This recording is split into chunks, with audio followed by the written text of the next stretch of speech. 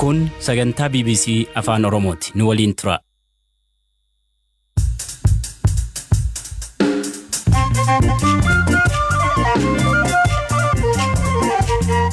Holtiin nagaa dhaggeeffattoota keenya kun raadiyoo BBC afaan Oromooti sagantaa galgala har'aa qabannee dhiyaanneerra. Hiriira mormii Oromiyaa keessatti waamame irratti lubbuu namaa darbeef rogeeyyiin hiriira waaman itti gaafatamummaa ni fudhatu. Uummanni Oromoo miidhamni isaa akka irraa ka'uuf bira dhaabbannee falmina hamma lubbuun keenya jirutti. Kanaaf itti gaafatama kan fudhatu isa ajjeesisa. Oromiyaa iddoo adda addaatti abbootiin seeraa reebamaaf hidhamaa jiraachuu gabaasa qabna. Ijoolleen kunniin lamaan abbootiin seeraa dachee akka hojjetti jiralachuu jechuudha. Manuma murtii fuulduratti nu eeganii nu qabanii jedha. Kanneenii fi fonqolcha mootummaa maalitti raawwate oduulee biroo gaggabaaboo waliin dabaallee simbiraan keenya ani Baqqalaa Tumaati. Haga xumuraatti nu waliin tura.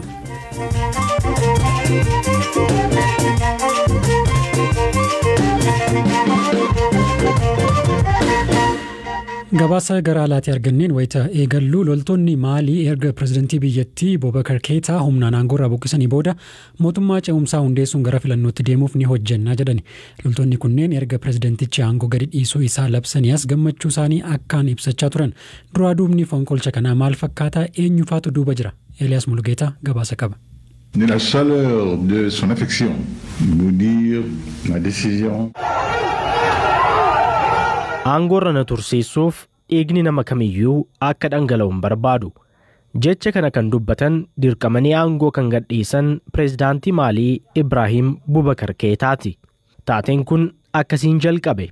Guyyaa kaleessaa loltoonni fincilan kaampii waraanaa Keetii jedhamu to'achuurraa eegalan. Loltoonni biyyattii kun dhimmoota garaa garaa irratti muufii qabu. Kaan kaffaltiin wal qabata. Loltoonni kunneen guyyaa kaleessaa kaampii waraanaa Baamaakoorraa kiiloomeetira 15 fagaattu akkuma to'ataniin booda gara magaalaa guddoo erga yaa'anii namoota pireezidaanticha aangoorraa akka bu'an gaafachuuf walitti qabamanii simataman. Achiis mana jireenyaa pireezidaantichaa humnaan qabachuun pireezidaant Keetaa, ministeera muummee fi qondaaltota biyyattii biroo qabanii hidhan. Pireezidaantii fi ministeerri muummee biyyattii meeshaa waraanaatiin doorsifamuun gara mooraa waraanaatti geeffaman. Aangoorraa akka bu'anis dirqisiisan. Paarlaamaa biyyattiis diiguu ibsan. Hidhattoonni kunneen erga pireezidaanticha aangoo gadhiisuu isaanii labsanii as gammachuu isaanii akkaan ibsachaa turan. Keetaan filannoo pireezidaantummaa marsaa lammaffaaf waggaa 2 dura injifatan illee malaammaltummaa, qisaasama diinagdee fi walitti bu'iinsi hawaasa biyyattii keessatti dabaluun muufii uumeera. Loltoonni hangamii gocha kana keessatti akka hirmaatan ammaaf wanti beekamu jiraachuudhaa baatus qondaaltonni gameeyyiin waraanaa fonqolcha mootummaa sana qindeessanii raawwatan eenyufaa akka ta'an barameera.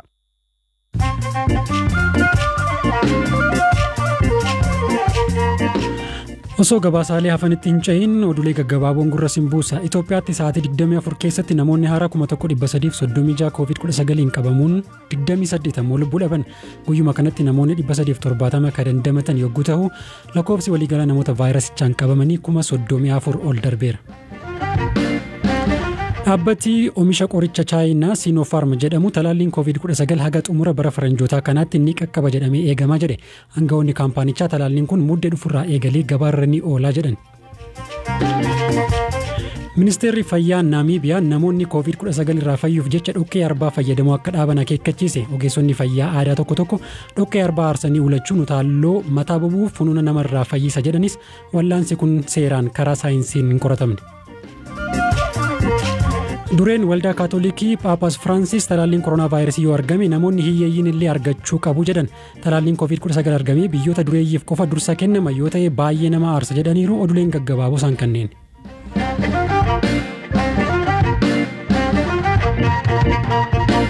Odeessatti aanutti ceheera. Hiriira mormii wiixata darbe eegaleen Oromiyaa iddoo adda addaatti namoonni ajjeefamuu guyyaa kaleessaa gabaasuun keenya ni yaadatama. Lakkoofsa namoota du'anii qulqulleessaa jiraachuu mootummaan naannoo Oromiyaa himeera. Dubbiimaan mootummaa naannoo Oromiyaa obbo Geetaachoo Baalchaa guyyaa kaleessaa dubbisne ajjechaa kanaaf namoota biyya alaa ta'anii hiriira waaman gaafatamtoota taasisani. Ofii namoonni kunneen maal jedhu? Dr. Etana Habte waliin turtii gabaabaa taasiseera. Waan amma ta'aa jiru ibsuun eegalu. sochiin uummanni Oromoo taasisaa jiru sochii walqixxummaatii fi sochii deemokiraasiiti. Kana gararraas miti, kanaa gadis miti.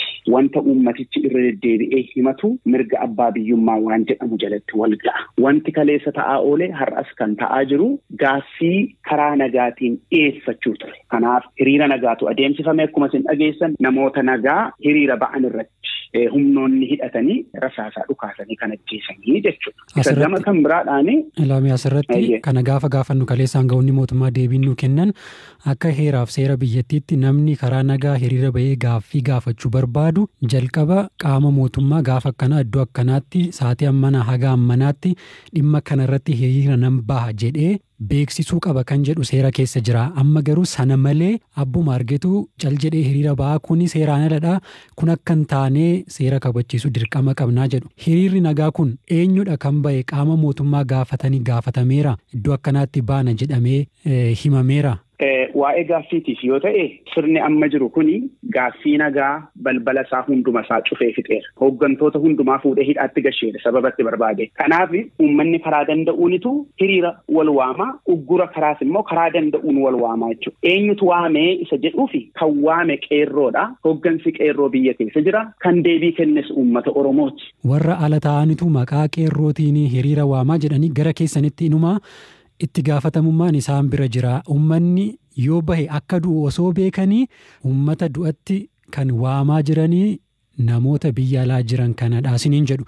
Sini namni yoo bahe akka du'u inuma beektuu otuma kana beektaniiti kan namni hiriira akka ba'u karaa sooshaal miidiyaa adda addaa kan waamicha gootanii qeeqa akka kanaan mootummaan sin irratti kaasu kanaaf maa inni deebiin keessan? Jalqaba dubbii nama ajjeesuu amanuun isaanii wanta guddaadha. Namni hiriira ba'ee ajjeesneerraadha gama kan biraadha wanti isaan dubbataa jira. Kanaaf namni tokko biyya isaarratti heeraan wanta kennameef heeraan mirga kennameef gadi ba'ee yaada isaa ibsachuudhaaf wanta barbaade biyya isaarratti hojjechuudhaaf ituu mirga qabu rasaasaan du'aa namni gadi ba'ee gaaffii gaafatu jechuun mataansaa itti gaafatamummaa irraa baqachuudha. Kanaaf isa rasaasaan nama rukute kan gaafatu malee qeerroo isa waamicha waame miti. Inni ajjeesa akkuma jirutti ta'ee Dr. Etana namni akka du'u osoo beekanii rogeeyyiin namni hiriira haa ba'u jettu sanis namootni kun akka baahanii falman immoo karaa sooshaal miidiyaa karaa marsaa adda addaa waamicha gootu. Kana gaafa gootan namni yoo bahe akka ajjeefamu osuma beektaniiti kan kana gootan itti gaafatamummaan fudhattu waan kanaaf Dr. Etana. Ilaa ani wanti siin jechuu barbaadu waamicha nuyi waamnee hin beeknu. Waamicha qeerroon ergate miidiyaaleen Oromoo dubbisaniiruuf nus immoo gama dandeenye hundumaan uummanni Oromoo miidhamni isaa akka irraa ka'uuf bira dhaabbannee falmina hamma lubbuun keenya jirutti. Dubbii himaa mootummaa naannoo Oromiyaa Obbo Geetaachoo Baalchaa namni meencaa qaratee dhagaadhaan gaafa humna poolisiitti bahu humni poolisii akkam godheetu cal jedhee ilaala. Namni akkana akka godhu immoo kan duuba jiranii humnoota naannoon Oromiyaa akka tasgabbii hin qabaanne barbaaduudha jedhu. Anamma gaaffiin koo mootummaanis waan mataasaa jedha, rogeeyyiinis waan mataasaanii jedhu. Kana gidduutti garuu namni du'aa jira. Tarii furmaatni biraa yookiin akka biraatti akka namni otoo hin duunetti qabsaa'uun yookiin siyaasa kana gaggeessuun hin danda'amu kan jedhu gaaffiin koo. Ilaa jalqaba kunoo atis kaasaa jirta. Nama meencaadhaan du'e dhageessee obboleessa koo. Namni meeshaa aadaa isaatiiti yoo fudhatee ba'e nama tuquudhaaf miti kan ba'e. Hiriira ba'e ofiisaatii yaada ibsachuudhaaf dallansuu isaa himachuudhaaf ba'e biyya mataa isaatii irratti. Isa kanaafi ammas sababa barbaaduu jechuudha. Nama nagaa nama ajjeesanittu sababa barbaadu isa sana dhossuudhaaf. Kanaafi itti gaafatamummaa isaa fudhachuu qabu. Itti gaafatamummaan isaa mataa isaanii irraa bu'aa hin jiru.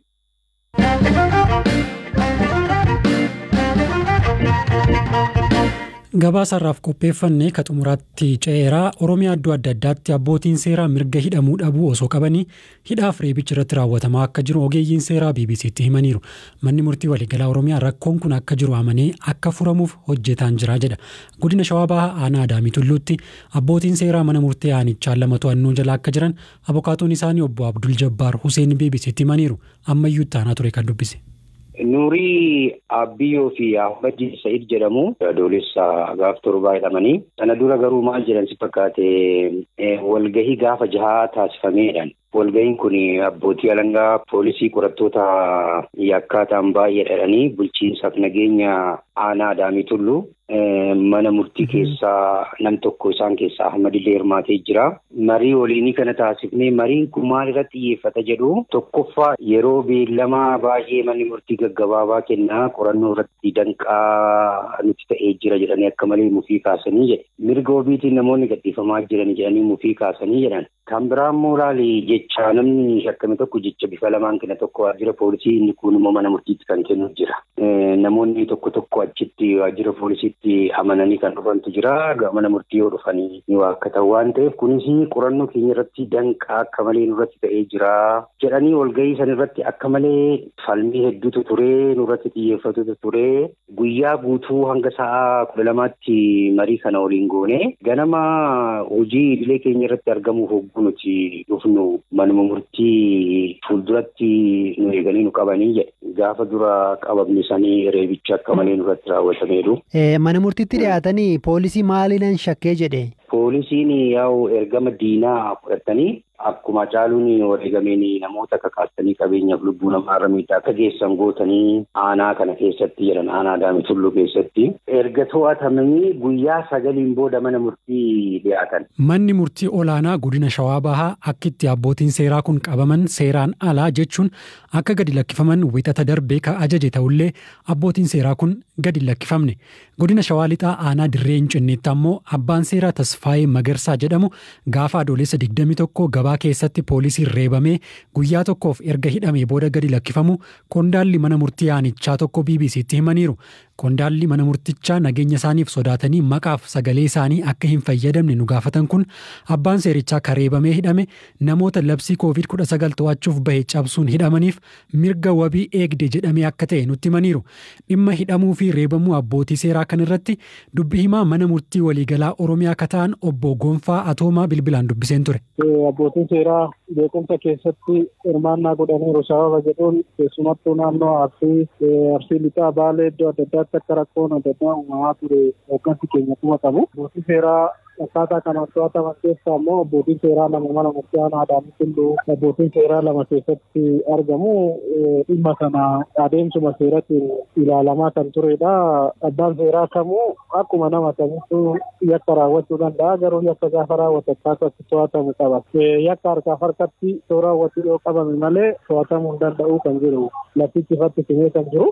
Osoo yakka harkaaf harkatti raawwatanuu qabnee kan jedhu karaa poolisii wanti jiru. Haa ta'u malee odeeffannoo pirezidaantii godinicharraa dhaqaa turre inni kun ilaalamaa turetti mana murtii olaanaa godinichaatti ilaalame yeroo beellamaaf gaafatame. Manni murtii olaanichaa tibba kana galmee qorannoo poolisii dhiyeessisee yakka harkaaf harkaa jedhame kana yakka isaan ittiin shakkaman raawwachuu isaanii wanta agarsiisu jiru.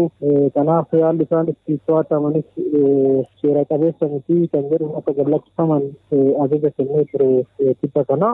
Gadi lakkifamuu isaanii hanga ammaatti mirkaneeffachuu hin dandeenye kan naannoo Dirree Hincinneettis wal qabatee abbaa seeraa beellama yeroo namoota biroo shakkaman irratti kennitu hin gabaabbata sababa jedhuun akka to'atame abbaan seeraa tokkoo fi halkan tokko bulee akka to'annaadhaa bahe odeeffannoo isaa qabna. Bakkeewwan biroottis kana qofa miti iddoo adda addaatti adeemsa seeraa osoo hin hordofin iddoon abbootii seeratti to'ataman darbee ni jiraata. Kan ammoo adeemsa jiruun sirna jiruun furmaatatti gochuuf hooggansi olaanaan itti dhiyeenya hordofanii bakka baay'eetti abbootii seeraa seeraan ala to'ataman akka gallakkifaman taasifamanii jiru. Amma warra hidhamaniin addatti kan reebaman illee jiru. Fakkeenyaaf Dirree Hincinnee kana ergasii namoota biroo achi jiranii odeeffannoo akka nuu kennan gaafa gaafannu rakkoo wal fakkaataa nu mudachuu danda'a sodaa jedhuun bilisaan nutti dubbachuu hin dandeenye jarri kun.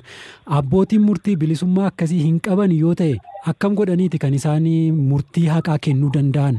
Kanarratti wanti isin hojjetaa jirtan waan harkifatu isinitti hin fakkaatu obbo Gonfaa? Dhugaa dubbachuudhaaf waan harkifate jechuu hin dandeenye. Guyyaa jalqabaa rakkoon akka kanaa uumamuu jalqabeerraa kaasee hooggansi olaanaan keenya pirezidaantii isaanaan pirezidaantii dhimmicha hordofaa turani. Hordofuudhaan gamattis qaamolee mootummaa dhimmi ilaallatu wajjin mariin sadarkaa naannootti yeroo garaagaraa gaggeeffamaa jira. Marii gaggeeffamaa jiru kana irrattis dhimmoota kana akka ishuutti akka ijoo dubbiitti qabatanii akka mammari'achaa turanii fi kallattiinis kaa'ama akka ture quban qaba. Kanaaf dhimmichaaf xiyyeeffannoo kennee irratti hojjechaa jira. kan jedhu asuma barbaada. Kabajamtoota dhaggeeffattoota keenya sagantaa raadiyoo keenya har'aa kanuma odeeffannoowwan dabalataaf marsariitii keenyaa fuula feesbuukii keenya daawwadhaa isiniin jennaa bor gabaasa kanneen birooti walitti deebina. Horaa bulaa.